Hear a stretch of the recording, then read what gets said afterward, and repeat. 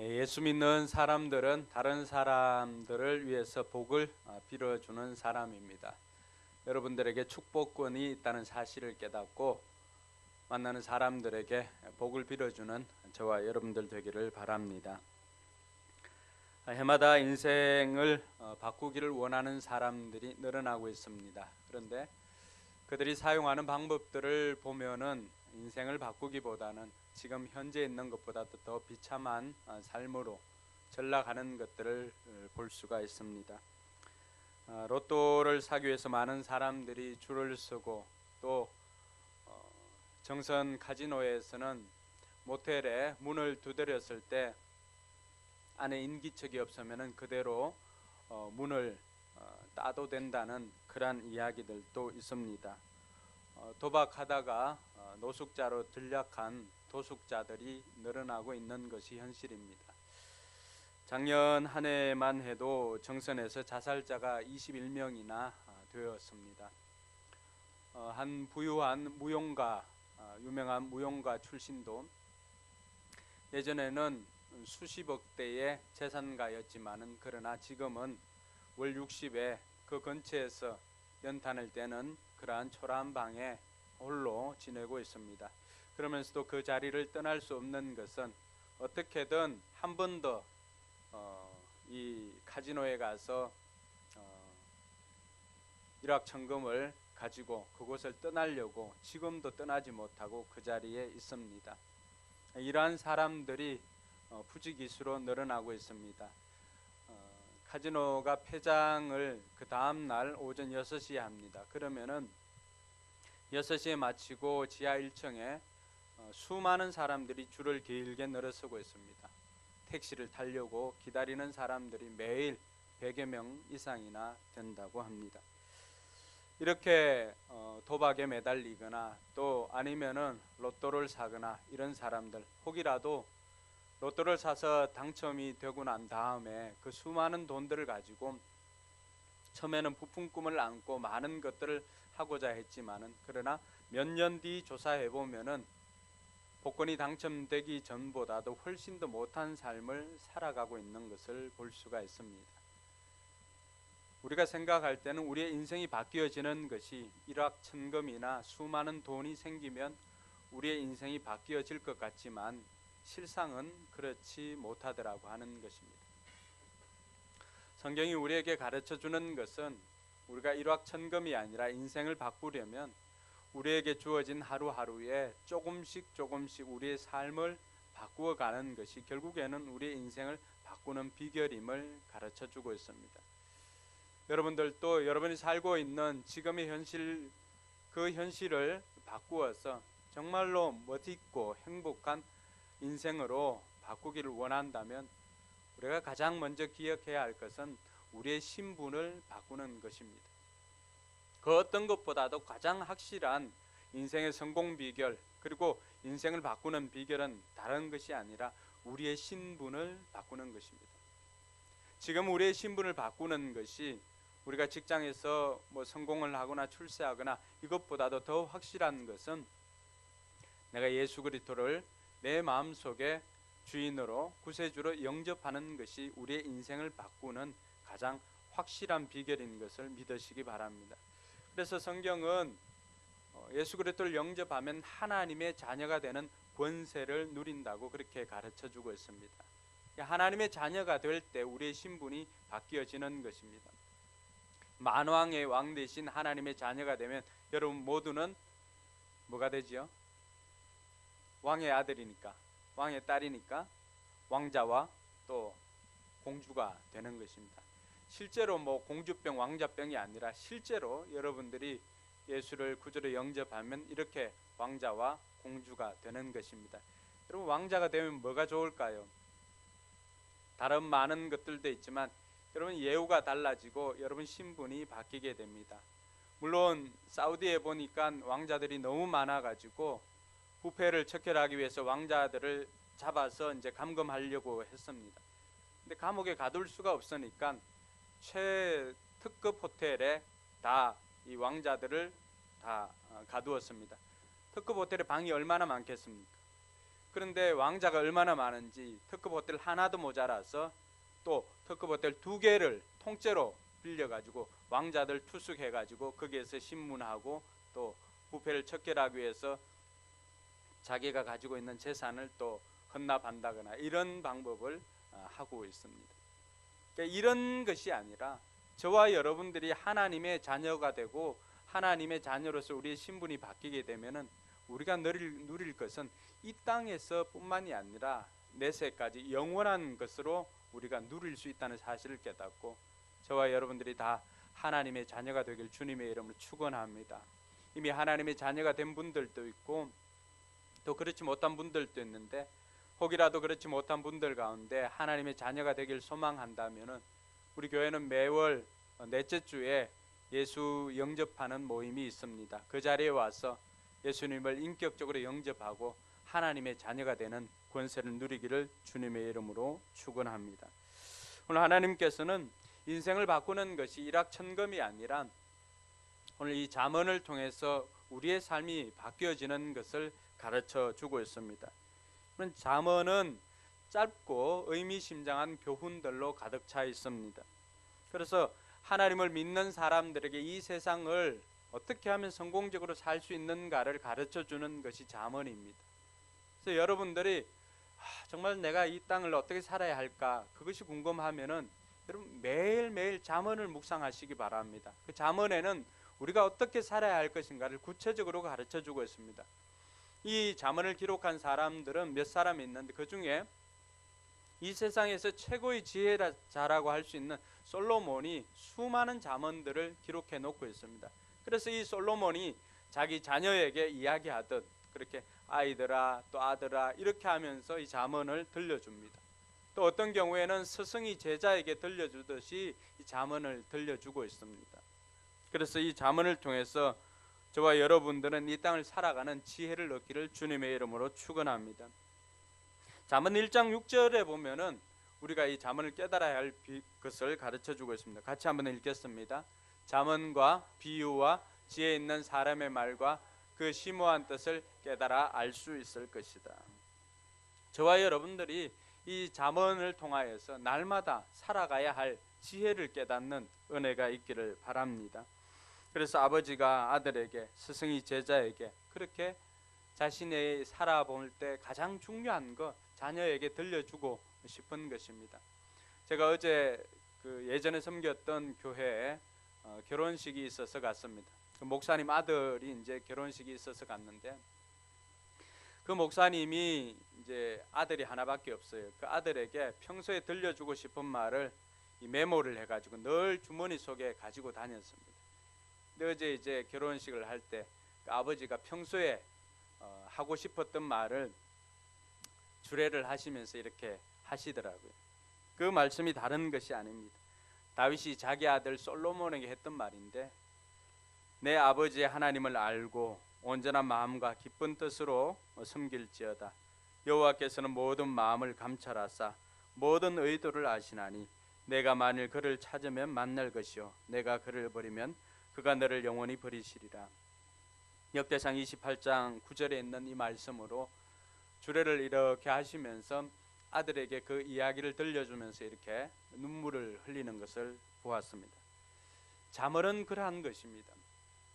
오늘 이 잠언을 기록했던 지혜자도 자기 아이들에게 너희들이 세상에서 정말로 너희 인생을 바꾸고 싶고 이 세상에서 성공하기를 원한다면은 너희들 이렇게 살아라 라고 권면해 주는 것입니다.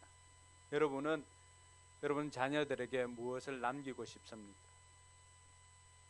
여러분은 여러분 자녀들에게 어떤 말을 해주고 싶습니까? 오늘 이 시간을 통해서 여러분들이 자녀들에게 남겨줄 그 메시지를 찾는 귀한 시간 되기를 주님의 이름으로 축원합니다. 오늘 이 지혜자는 자기 아이들에게 4장 5절에 보니까 물질이나 건강이나 이런 것이 아니라 지혜를 구하라고 그렇게 말하고 있습니다. 같이 읽겠습니다. 지혜를 얻고 명철을 얻으라.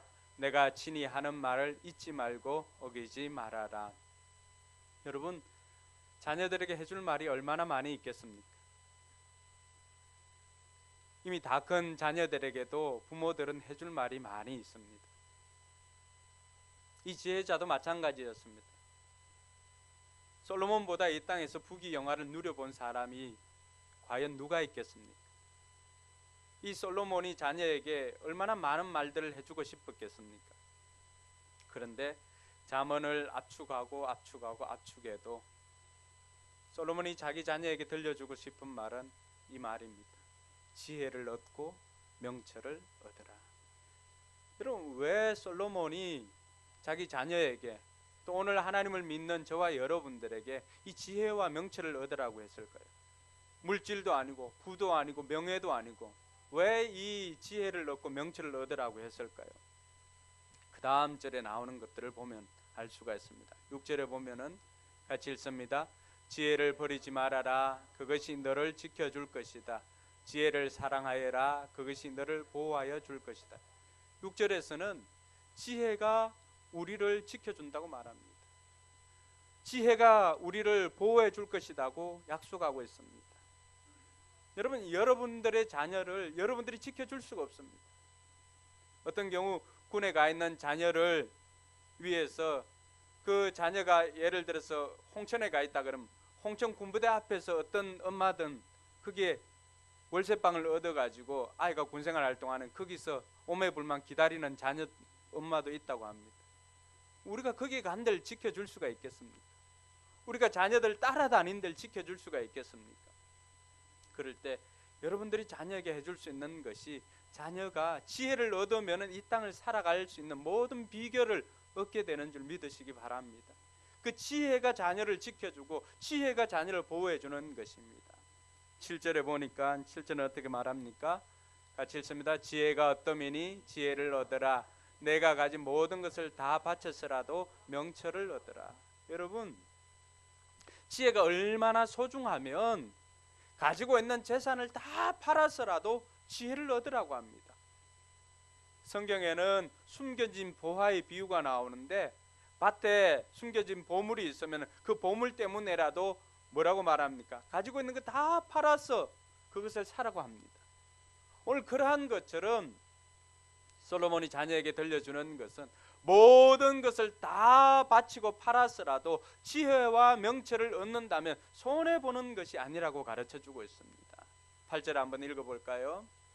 지혜를 소중히 여기라. 그것이 너를 높일 것이다. 지혜를 가슴에 품어라. 그것이 너를 존귀하게 할 것이다. 솔로몬이 깨달은 것은 지혜가 우리를 높여줍니다. 지혜가 우리를 존귀하게 해줍니다. 그러므로 실로 우리의 인생을 바꾸고 싶다면 우리의 인생이 지금보다도 더 높은 단계, 더 나은 삶으로, 더 존귀한 삶으로 살기를 원한다면 우리가 얻어야 할 것은 물질이나 부가 아니라고 하는 것입니다. 뭘 얻으라고 하는 거죠? 지혜와 명철을 얻으라고 하는 것입니다. 성경이 가르쳐주는 것은 이 지혜와 명철을 얻는 방법을 가르쳐주는데 여호와를 경외하는 것이 지혜의 근본이라고 가르쳐주고 있습니다. 우리가 하나님을 존경하고 우리가 하나님을 공경하고 우리가 하나님을 경외할 때 하나님께서 우리에게 주는 선물이 지혜인 것을 믿으시기 바랍니다. 이 지혜를 가지고 오늘 이 솔로몬이 아들에게 구체적으로 그러면은 이 지혜를 얻고 살아갈 때 구체적으로 어떻게 살아야 우리 인생이 바뀌는가를 솔로몬이 들려주고 있습니다. 그 첫 번째는 따라합시다. 마음을 지키는 것이 인생을 바꾸는 것입니다. 네. 이 솔로몬이 자기 아이들에게, 자기 아들에게 너 잘 들으라. 귀를 기울여라. 한시도 눈을 떼지 말고 마음 깊이 잘 간직하고 잘 들으라 라고 하면서 첫 번째 들려주는 것이 23절에 있는 말씀입니다. 23절 오늘 말씀 같이 한번 읽겠습니다. 시작. 그 무엇보다도 내 마음을 지켜라. 그 마음이 바로 생명의 근원이기 때문이다. 여러분, 지켜야 할 것이 얼마나 많이 있습니까? 건강도 지켜야 되죠. 가정에 있는 재산도 지켜야 됩니다. 자녀들도 지켜야 됩니다. 그런데 이 아버지가 아이에게 들려주는 메시지는 그 무엇보다도 지킬 만한 것, 그 무엇보다도 너는 내 마음을 더욱 지키라고 그렇게 말하고 있습니다. 왜 우리의 마음을 지켜야 할까? 이때 지키다라고 하는 단어의 뜻은 군인들이 성을 지키듯이 그렇게 지키라고 하는 것입니다. 여러분, 여러분의 육신은 자동적으로 여러분 생명을 지키기 위해서 자동적으로 반응을 합니다. 그래서 여러분들이 몸에 해로운 음식을 먹으면 어떻게 됩니까? 몸은 바로바로 반응해서 이렇게 토해냅니다. 토해내는 것은 뭘 위해서예요? 내 몸이 살기 위해서예요. 내 몸이 부대끼니까 그 음식을 토해냅니다. 근데 우리는 우리의 생각을 좀 먹는, 우리의 마음을 좀 먹는 그런 부정적인 생각들이 들어왔을 때 그것을 토해내지 않습니다. 성경이 그 무엇보다도 우리의 마음을 지키라고 하는 것은 다른 것 아닙니다. 마음을 지킨다는 것이 무언가? 군인들이 총을 들고 파수하는 것이 성을 지키는 것처럼 지키라고 하는 이유가 뭘까? 우리의 삶을 인도해 나가고 우리의 삶을 이끌어가는 그 핵심이 바로 마음이기 때문에 그렇습니다. 그래서 오늘 말씀에는 그 마음이 바로 생명의 근원이기 때문에 그렇다라고 하는 거예요. 이 마음을 지키지 못하면 우리의 생명도 지킬 수 없다라고 하는 것입니다. 그리고 또 하나는 한 걸음 더 나아가서 이 마음에 마귀가 자리하지 못하도록, 마귀가 생각을 품지 못하도록 하라는 것이 바로 생각을 지키는 것입니다. 마음을 지키는 것입니다. 여러분, 힘들고 어려운 문제가 생기는 이유가 뭘까요? 그것은 다른 것 아닙니다. 우리가 우리의 마음을 지키지 못했기 때문입니다. 여러분, 언제 힘듭니까? 내 마음이 불편할 때입니다. 내 마음이 어려울 때입니다. 은혜 받고 이렇게 할 때는 환경적으로 힘들고 어려워도 다 이길 수 있는 힘이 막 불끈불끈 솟아오릅니다. 은혜가 되지 않고 마음이 불편하면 어떻습니까? 그것보다 더 힘든 것이 없습니다. 그래서 그 무엇보다도 마음을 지키라고 권면하고 있습니다. 바울 사도는 로마서 12장 2절에서 그런 이야기를 합니다. 우리에게 같이 한번 읽어볼까요? 여러분은 이 시대의 풍조를 본받지 말고 마음을 새롭게 함으로 변화를 받아서 하나님의 선하시고 기뻐하시고 완전하신 뜻이 무엇인지를 분별하도록 하십시오. 마음을 새롭게 하는 것입니다. 마음을 새롭게 하는 것. 새로운 삶을 사는 것은, 새로운 삶을 사는 비결은 다른 것 아니에요. 우리 마음을 새롭게 하는 것입니다. 올해가 이제 2017년이 거의 다 저물어 가는데 2018년을 우리가 준비를 하면서 제일 먼저 해야 될 것이 무엇인가? 정말 지금보다는 더 나은 삶을 살기 위해서 우리가 해야 될 것은 우리의 마음을 새롭게 하는 것입니다. 할렐루야. 그래서 베드로전서 4장에도 보면은 베드로 사도가 그런 이야기를 합니다. 베드로전서 3장 4절에 너희 마음을, 속 사람을 단정하라는 것입니다. 같이 읽어볼까요? 여러분은 머리를 꾸미며 금붙이를 달거나 옷을 차려입거나 하여 거치장을 하지 말고 썩지 않는 온유하고 정숙한 마음으로 속 사람을 단장하도록 하십시오. 그것이 하나님께서 보시기에 값진 것입니다. 여러분, 다른 것 구하는 것 아닙니다. 우리가 겉을 치장하는 것도 중요합니다. 그러나 베드로 사도가 지금까지 경험해 본 것은 겉을 치장하는 것보다 더 중요한 것은 뭘 치장하라는 거예요? 속을 치장하라는 거예요. 우리나라도 그런 이야기를 한 사람이 있죠. 누가 그런 이야기를 했죠? 남진인가요? 나훈아인가요? 얼굴이, 마음이 고와야 여자지 얼굴이 예쁘다고 여자냐. 제가 예전엔 잘한 것 같은데 가락이 생각이 안 나네요. 처음에 어떻게 하죠? 박준홍 성도님?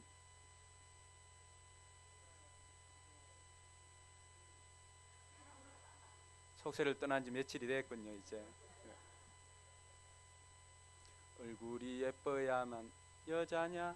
그렇게 하는 거 맞죠? 마음이 고와야 여자다. 비단 그게 여자뿐이겠습니까? 성경이 오늘 우리에게 가르쳐주는 것은 너희들이 겉을 치장하기 위해서 노력하는 것보다 더 중요한 것은 속 사람을 치장하라는 것입니다. 저는 이 말을 우리 청소년들에게 꼭 들려주고 싶어요.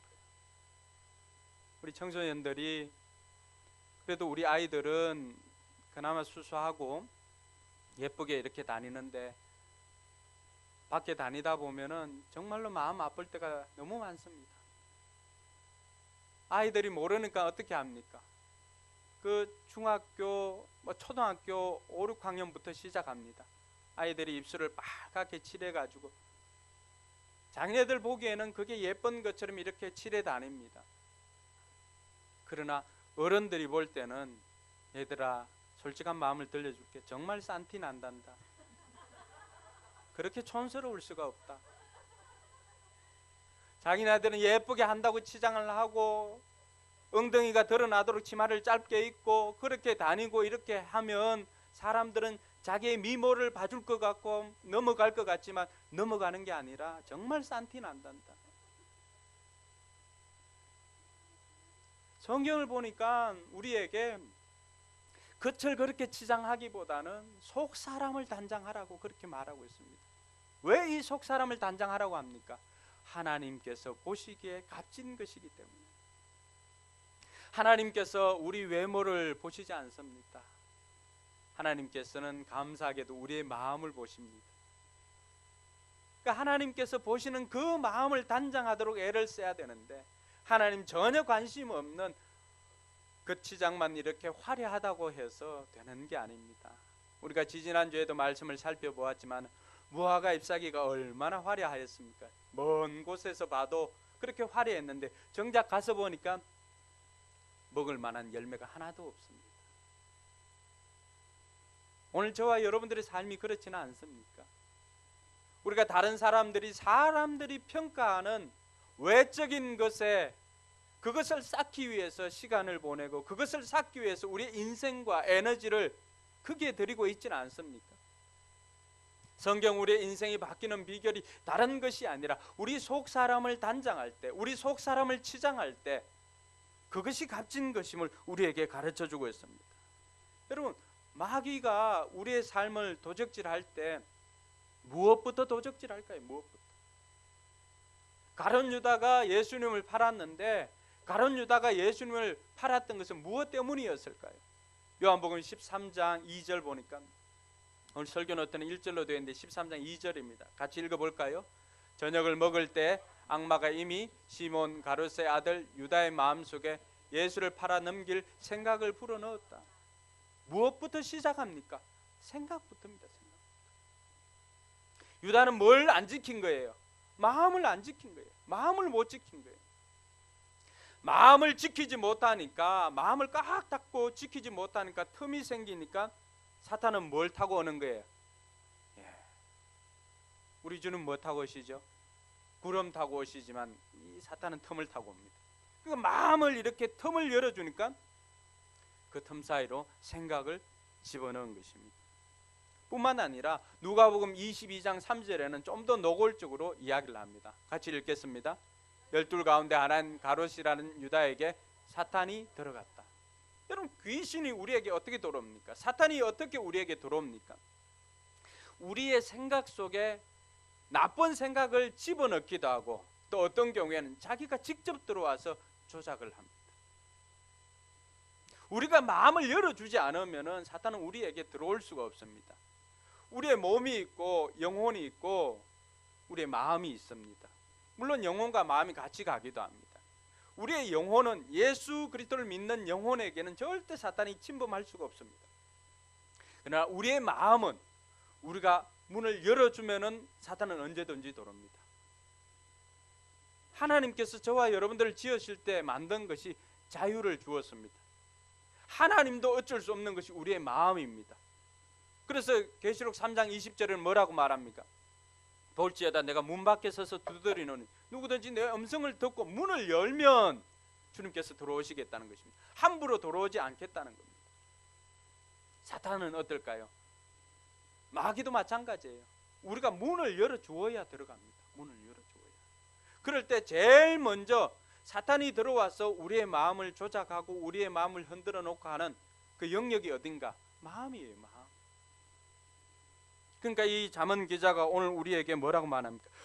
무려 지킬 만한 것보다 너희 마음을 지키라고 그렇게 권면하고 있습니다. 여러분, 새가 지나가다가 우리 머리에 똥을 쌀 수가 있습니다. 새똥 맞아본 분들 있나요? 그러나 그것은 털어버리면 됩니다. 더 중요한 것은 새가 우리 머리 위에 둥지를 짓지 못하도록 해야 하는 것은 우리의 책임입니다. 사단이 우리의 마음속에 들어올 수도 있습니다. 그러나 들어온 것을 우리가 뚫어내지 않으면은 그것은 우리 마음속에 자리를 잡고 계속해서 불편하게 만들고 부정적인 생각을 들게 만듭니다. 초대교회에 있었던 아나니아 삽비라, 그들이 사도들이 집을 팔고 또 땅을 팔고 이렇게 해서 공동체 생활을 하는데 오니까 사람들이 칭찬을 해주고 좋아하니까 자기네들도 그렇게 하려고 했습니다. 그런데 팔았습니다. 팔아서 이렇게 밭을 팔고 돈을 받아보니까 뭐예요? 견물생심이라고 딴 마음이 생기는 거예요. 처음에 드릴 마음보다도 요거 좀 떼놓고 100만 원 드리려고 했다가 50만 원 떼놓고 봉투에 넣어보니까 두툼하거든요. 그래서 50만 원 떼가지고 50만 원만 들어야지 하고 이렇게 하는데 또 흰 봉투에 50만 원이 다 안 들어가네. 물론 요즘에는 5만 원짜리 바꾸면 되지만 그렇게 하다가 내가 언제 이렇게 했나 하고는 또 거기 30만 원 빼가지고 20만 원만 해도 내 역대급이다 이렇게 합니다. 아나니아와 삽비라가 그 생각이 들었습니다. 그래서 사도행전에 보면은 사도행전 5장 3절에 보면은 그 마음은 어떤 마음인가를 가르쳐 주고 있습니다. 사도행전 5장 3절 같이 한번 읽어볼까요? 없나요? 제가 읽겠습니다. 성령을 속이고 아나니아여 어찌하여 사단이 내 마음에 가득하여 성령을 속이고 땅값 얼마를 감추었느냐. 그 마음에 뭐가 가득 차 있다는 거예요? 성령을 속이고 내 마음에 사단이 가득하다는 거예요. 마음의 주인이 누구라고 하는 거예요? 하나님이 아니라 사단이라고 하는 것입니다. 그래서 로마서 8장 6절에도 8절에도 보면은 육신의 일을 생각하는 사람은 육신에 속한 사람은 육신의 생각을 하고 영에 속한 사람은 성령에 속한 사람은 성령의 생각을 한다고 합니다. 근데 육신의 생각은 우리로 하여금 사망으로 이끌어가지만 성령의 생각은 우리에게 생명과 평화를 줍니다. 여러분 마음이 불편하십니까? 안 그러면 여러분 마음에 평화가 있습니까? 그것을 좌지우지하는 것은 다른 것이 아니라 여러분 마음에 누가 있느냐라고 하는 것입니다. 외부적인 상황이 아니에요. 외부적인 조건이나 상황이 아니라 오늘 우리 마음을 우리가 지켰을 때 내 마음이 성령으로 가득 차 있느냐, 그렇지 않으면 내 마음이 사단으로 가득 차 있느냐, 그것을 이야기하는 것입니다. 이것은 하나님을 믿지 않는 자녀들에 대한 이야기가 아니에요. 하나님을 믿는 사람들도 신앙생활을 하지만은 때로는 불평, 원망, 시기, 질투 이런 것들이 가득할 수가 있습니다. 근데 그 마음은 이것은 하나님의 성품이 아니잖아요. 하나님의 성품이 아니면 어디로부터 왔을까요? 우리도 알지 못하는 사이에 사단에게 문을 열어주어서 사단이 우리 마음에 가득하니까 사단이 가지고 있는 속성이 뭡니까? 거짓말하고 시기하고 질투하고 원망하게 만드는 것입니다. 그러니까 하나님을 왜곡시키는 거예요. 사람들 생각을 왜곡시키는 것입니다. 여러분 에덴 동산은 모든 것들이 풍성한 곳이었습니다. 동의하십니까? 하나님께서 아담과 하와에게 뭘 주었지요? 모든 것들을 다 주었습니다. 다 먹고 마실 수 있도록 다 주었습니다. 그런데 동산 중앙에 있는 선악을 알게 하는 과실나무의 열매는 먹지 말라고 했습니다. 사단이 이 하와에게 와서 사단이 하와를 집중시킨 것은 어디예요? 모든 것을 먹게 하시는 하나님께 집중시키는 것이 아니라 하나 그만 그것에 집중시키는 것입니다. 왜 하나를 금하게 했을까요? 그게 아니면은 이들이 하나님이 누구이고 또 자기네들이 누구인지를 어떻게 알겠습니까? 하나님처럼 모든 것들을 다 할 수가 있었는데 하나 그만 그것 때문에 자신들이 피조물이라고 하는 사실을 알 수가 있었는데 사단은 거기에 집중하게 만듭니다. 그럼 마음이 불편할 때 왜 마음이 불편합니까? 그때 내 마음에 사단이 들어와서 있는 것에 집중하고 있는 것에 만족하고 주신 것에 감사하는 것이 아니라 없는 것에 집중하게 만들고 없는 것을 불평하게 만들고 없는 것을 시기하게 만드는 것입니다. 우리의 마음이 불편하고 문제가 생기는 것은 결국에는 내 마음을 지키지 못했기 때문에 그러한 일들이 생깁니다. 주인님이 일을 하러 갈 때 달란트를 맡기고 갑니다. 5달란트, 2달란트, 1달란트를 맡기고 갔을 때 다 열심히 일하고 했습니다. 그래서 배나 남겼습니다. 1달란트 가진 사람은 어떻게 하였습니까? 주신 것 가지고 그 한 달란트 작은 것 아니죠. 수억에 달하는 것입니다. 그런데 그걸 땅속에 파묻어 둡니다. 왜요? 하나님에 대한 왜곡이 일어났기 때문에 그렇습니다. 이 사단이 우리 마음에 들어오면은 일단 하나님에 대한 부정적인 생각을 합니다. 그리고 공동체에 대한 부정적인 생각을 합니다. 그리고 사람들에 대한 부정적인 생각을 하게 됩니다.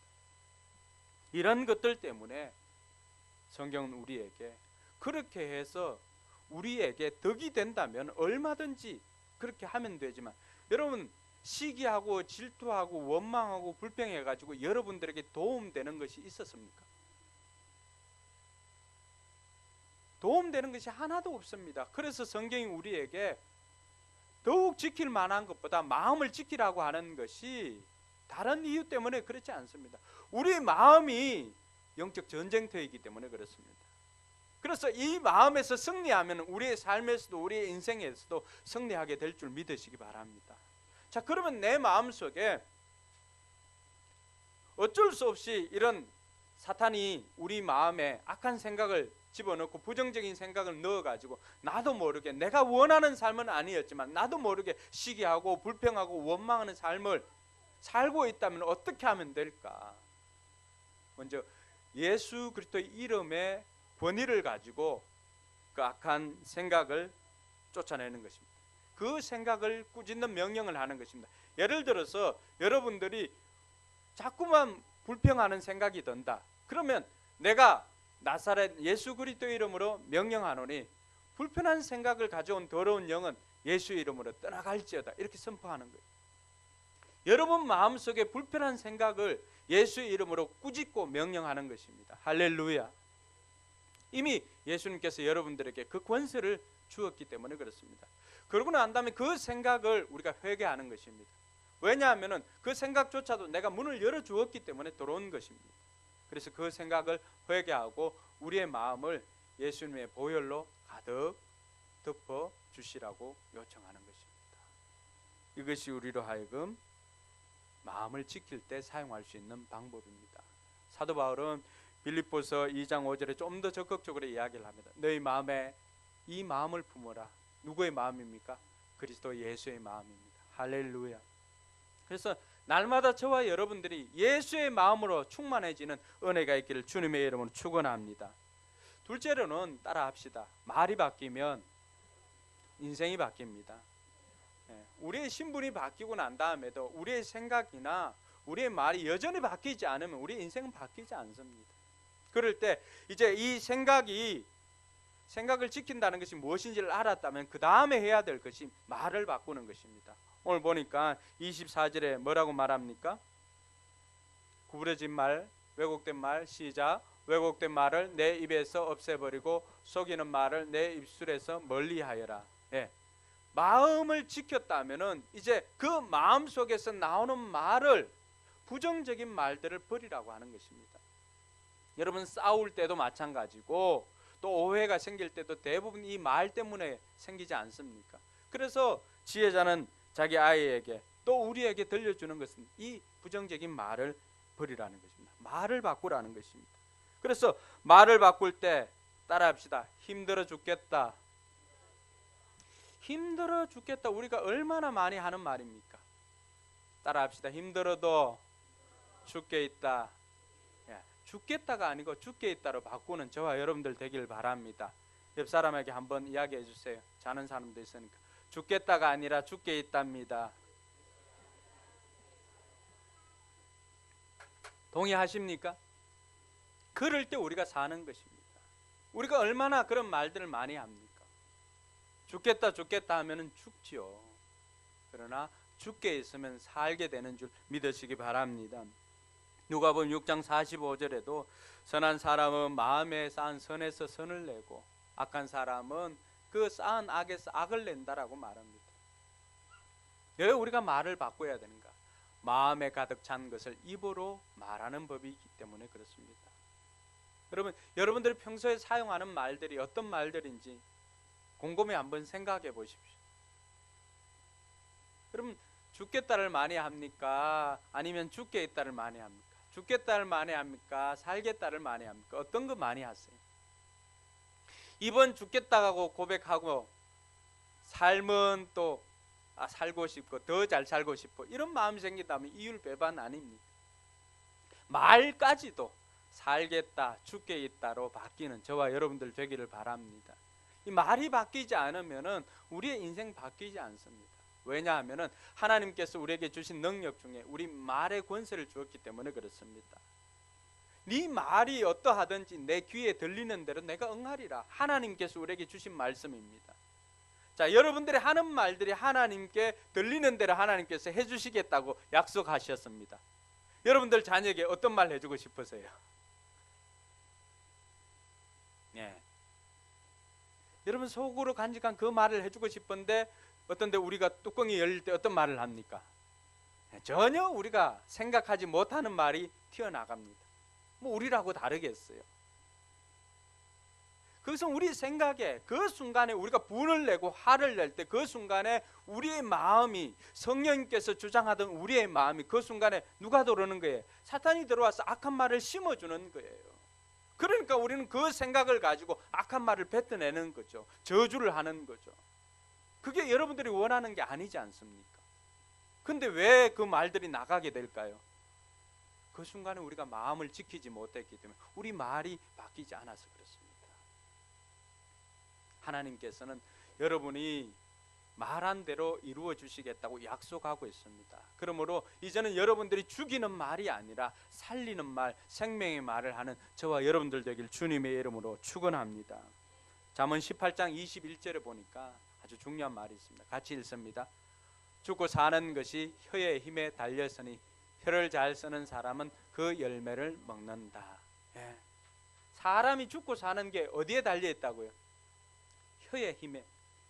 뭐가 달려 있다? 말에 달려 있다는 것입니다. 말에. 죽고 사는 것이 말에 달려 있는데 말을 잘 하는 사람은 그 열매를 먹고 산다고 했습니다. 여러분 시기하고 거짓말하고 하는 사람들은 그 열매를 먹으니까 어디가 있겠어요? 다 감방에 가 있습니다. 근데 여러분들은 거짓말하고도 아직 살아남은 여기에 있는 이유가 뭘까요? 하나님께서 기회를 주셨기 때문에. 그러므로 오늘부터라도 저와 여러분들이 이 말을 바꿀 수 있기를 주님의 이름을 축원합니다. 마태복음 16장 19절에 보면 우리가 왜 말을 바꿔야 되는 그 이유가 있습니다. 같이 읽습니다. 내가 너에게 하늘나라의 열쇠를 주겠다. 내가 무엇이든지 땅에서 매면 하늘에서도 매일 것이요 땅에서 풀면 하늘에서도 풀릴 것이다. 여러분 우리에게 하나님께서 주신 놀라운 권세는 뭐예요? 천국을 열 수 있는 열쇠를 우리에게 주겠다는 것입니다. 근데 그 비결은 뭐예요? 이 땅에서도 매면 하늘에서도 매이고 이 땅에서 풀면 하늘에서도 풀리리라 그렇게 약속하고 있습니다. 여러분들이 저주로 묶으면은 이 땅에서도 묶이는 것이지만 여러분들이 그 입을 가지고 축복의 말을 하고 풀면은 하늘에서도 풀린다는 것입니다. 자, 이런 특권을 여러분들에게 주었는데 그 특권을 여러분 어떻게 사용하시겠습니까? 이것 가지고 다른 사람 시기하고 부정적인 말을 하고 죽이고 이런데 멸망시키는데 사용하시겠습니까? 아니면 주신 그 권세와 능력을 가지고 사람을 살리고 북돋아주고 그 사람을 성공시키는데 사용하시겠습니까? 어디에 사용하시겠습니까? 하나님께서 저와 여러분들에게 이 권세를 주신 것은 우리를 통해서 다른 사람을 성공시키라고 주시는 줄 믿으시기 바랍니다. 옆에 있는 사람 앞뒤로 인사를 합시다. 제가 당신을 성공시켜 드리겠습니다.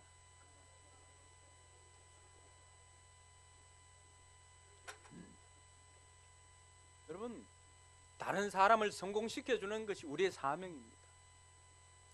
저도 매일 새벽에 여러분들을 위해서 기도하는 것 다른 것 아닙니다. 여러분들의 성공을 위해서 기도합니다. 사업을 하는 사람은 사업을 하는 대로, 직장을 다니는 사람은 직장을 다니는 대로, 학생들은 학생대로 다 여러분들의 성공을 위해서 합니다. 그럴 때 우리가 가장 다른 사람을 성공시키기에 좋은 것이 뭘까 생각해 보니까 오늘 가르쳐주고 있는 거예요. 말입니다. 말.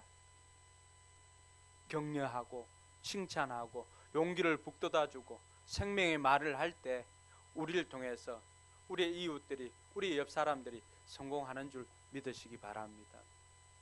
오늘 여러분들이 결단할 것은 매일매일 내 배우자를 위해서, 또 내 자녀를 위해서, 이웃을 위해서 꼭 칭찬과 격려 한 가지를 꼭 하겠노라고 다짐하는 저와 여러분들 되길 주님의 이름으로 축원합니다. 그래서 여러분들을 통해서 여러분 주변 사람들이 여러분 때문에 성공했노라고 고백하는 은혜가 있기를 바랍니다. 이제 마지막으로 살펴볼 것은 행동이 바뀌면, 따라합시다. 행동이 바뀌면 인생이 바뀝니다. 자, 이제 다 왔어요. 생각이 바뀌었지요. 말이 바뀌지요. 그럼 주변 사람들이 달라집니다. 참 신기하지요.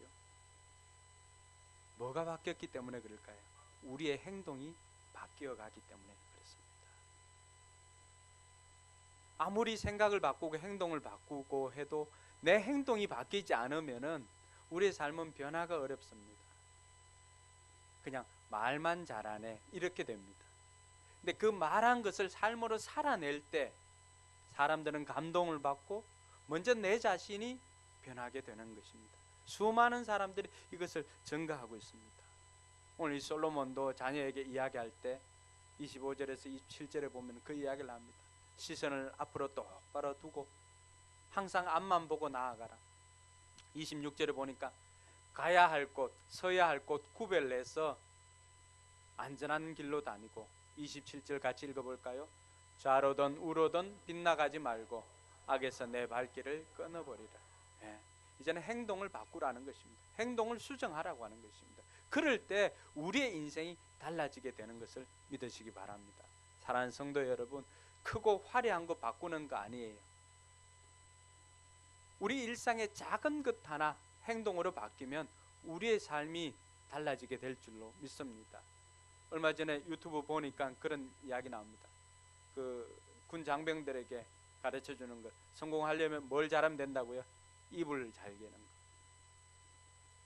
그 많은 것 아니잖아요. 작은 것 하나, 이불 하나 개는 것, 그것으로부터 성공이 시작된다는 것입니다. 오늘 우리 인생에 우리의 행동을 바꾸는 것도 다르지 않습니다. 내가 매일매일 한 가지만 좋은 습관으로 바꾼다면 우리의 인생이 달라지는 것입니다. 제가 어느 날 1.3%만 바뀌어도 우리의 인생이 달라지는 것 이야기했죠. 그게 침팬지와 우리의 차이 아닙니까? 1.3%가 다릅니다. 그 1.3% 다른 것이 우리의 인생을 좌지우지합니다. 하루 24시간 1.3% 이렇게 계산하는 게 대략 20분입니다. 지금까지 그 20분을 그냥 허비하고 살았다면, 그 20분을 성경 읽는 데 보낸다면 장담합니다. 여러분 인생이 바뀝니다. 할렐루야. 그냥 보냈던 하루 20분 여러분들이 엎드려서 여러분과 여러분 자녀를 위해서 기도한다면 여러분과 여러분 자녀들이 바뀌게 될 것입니다. 할렐루야. 그 20분을 가지고 여러분들이 그동안 텔레비전 보는데 몰두했다면 이제 그 20분을 가지고 책을 읽는다면 여러분 인생이 달라지게 될 것입니다. 크고 많은 것 아닙니다. 20분만 바꾸어도 우리 인생이 달라지게 될 것입니다. 이번 한 주간 여러분 한번 도전해 보시기 바랍니다. 나는 이번 한 주간 생각을 바꾸겠다. 나는 이번 한 주간 말을 바꾸겠다. 나는 이번 한 주간 20분이라도 내 삶의 행동을 바꾸겠다. 여러분 마음에 드는 것 한 가지 붙잡고, 여러분들이 가장 약한 것 중에 하나가 있으면은 그것 붙잡으십시오. 그리고 이번 한 주간 그것 바꾸기 위해서 노력해 보시기 바랍니다. 그럼 단 한 주간이지만 여러분의 삶이 어떻게 바뀌는지 돌아보시고 목장 모임 때나 아니면 이 앞에 나와서 간증할 수 있는 저와 여러분들 되길 주님의 이름으로 축원합니다. 기도하겠습니다. 이 시간 여러분 들은 말씀을 생각하면서 한 가지만 결단할 수 있기를 바랍니다. 물론 다 바꾸면 좋겠지만은 그러나 여러분들에게 직접적으로 필요한 것, 나는 지금까지 내 마음을 아무 끄리낌 없이 불편한 생각들이 들어와도 그저 들어온 대로 그대로 두고 원망하거나 불평하고 시기하고 질투하고 살아왔다면 사단에게 마음을 내어준 것입니다. 그 마음을 예수의 마음으로 바꿀 수 있기를 바랍니다. 사단이 여러분 마음에 집을 짓지 못하도록 불편한 생각을 꾸짖고 명령하고 쫓아내고 그 마음에 예수 보혈로 덮고 긍정적인 생각, 예수의 생각으로 가득 채울 수 있기를 바랍니다. 지금까지 여러분이 사용하는 말이 죽겠다, 힘들다, 못하겠다, 어렵다, 나는 안 돼, 죄는 안 돼, 이렇게 생각을 했다면 죽게 있다로 바꾸고 할 수 있다, 하면 된다, 한번 해보자. 여러분들의 말이 다른 사람을 실족시키고 그 마음에 비수를 꽂고 죽이는 말을 했다면 이제는 여러분 말을 살리고 성공시키는 데 사용하시기 바랍니다. 그리고 작지만 여러분에게 바꾸고 싶은 행동들 하나씩 잡아서 결단하며 하나님 앞에 기도하며 나아가겠습니다. 기도합니다.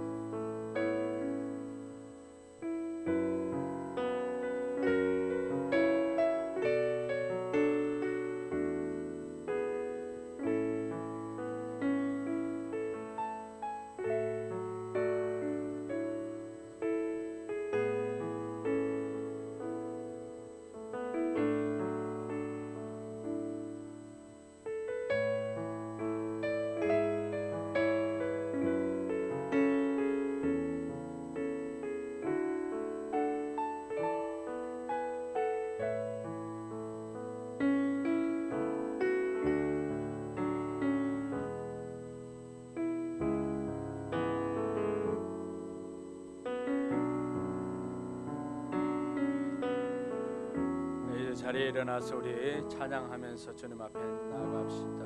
나의 가장 낮은 마음.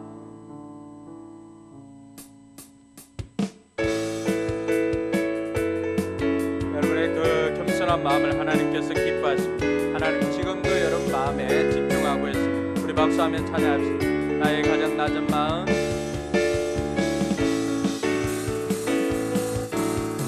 나의 가장 낮은 마음 기뻐하시고 작은 일에 큰 기쁨을 느끼게 하시는도다. 내가 지쳐 무력할 때 주님 내게 힘이 되시고 아름다운 하늘나라 내 맘에 주시는도다. 우리에게 축복하신 하나님 사랑 낮은 자를 높여주시고 아름다운 하늘나라 허락하시고 내 모든 것 예비하시네. 찬양함의 기쁨을 감사함의 평안을 간구함의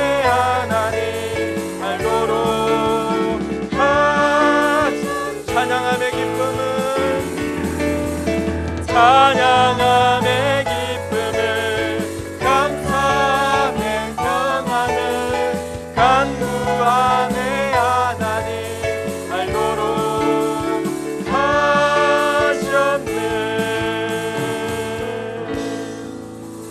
아멘. 기도하겠습니다. 이제는 우리 구주 예수 그리스도의 은혜와 하나님의 무한한 사랑과 성령님의 감화, 감동, 교통, 충만하심의 역사가 마음과 말과 행동을 바꾸어서 우리의 인생이 더 나은 인생으로 바꾸기를 소망하는 우리 모든 성도들 머리 위에와 저들의 삶의 현장과 교회와 선교지 위에 이제로부터 영원토록 함께 있을지어다. 아멘.